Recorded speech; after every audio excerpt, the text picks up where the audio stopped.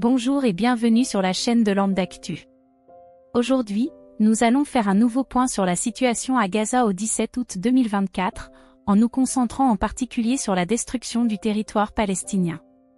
Car au-delà du massacre direct de la population par les armes, le but d'Israël est aussi de rendre cette terre invivable, en détruisant la totalité des infrastructures et des habitations sur place, à commencer par le système de santé. En effet, sur les 35 hôpitaux que comptait la bande de Gaza, 32 ont été partiellement ou complètement détruits par l'armée israélienne. Seuls 3 hôpitaux fonctionnent encore à peu près normalement à Gaza. Sur ces images, vous pouvez notamment voir l'hôpital Al-Shifa, qui a été totalement détruit par Israël après 2 semaines de raids fin mars début avril.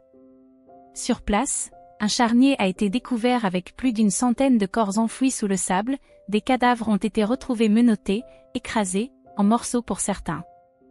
L'OMS et plusieurs ONG ayant pu se rendre sur place ont pu témoigner de l'horreur de ce carnage. Au-delà des hôpitaux, une centaine de cliniques médicales ainsi que plus de 235 ambulances ont été détruites par Israël. À cela s'ajoute le blocus israélien sur l'entrée de médicaments et de matériel médical, ce qui complique encore plus la tâche des médecins sur place. De nombreuses opérations telles que des amputations doivent être réalisées sans anesthésie, et certaines maladies, qui pourraient être traitées sans difficulté, deviennent potentiellement mortelles faute de traitement et de moyens sur place.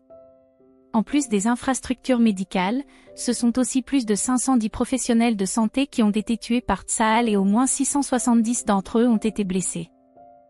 En plus des infrastructures de santé, Israël détruit absolument tout sur son passage, rien n'est épargné. Ces 10 derniers mois, plus de 700 mosquées ont été détruites ou partiellement détruites, ainsi que 3 églises.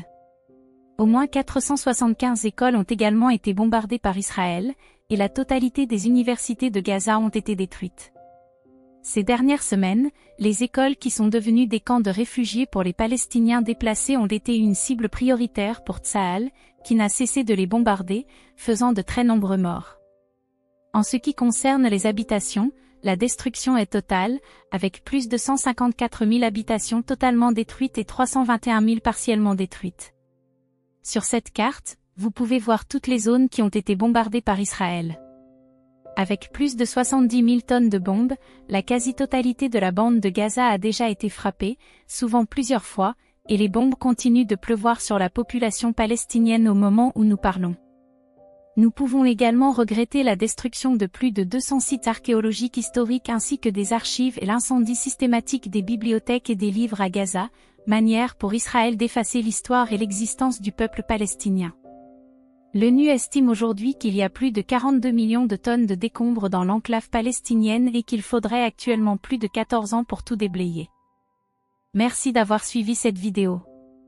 N'hésitez pas à la partager autour de vous et à vous abonner à la chaîne pour plus d'informations concernant la cause palestinienne et l'actualité géopolitique. Vous pouvez aussi nous suivre sur nos autres réseaux, notamment sur X, où nous publions très régulièrement du contenu. À bientôt pour une prochaine vidéo.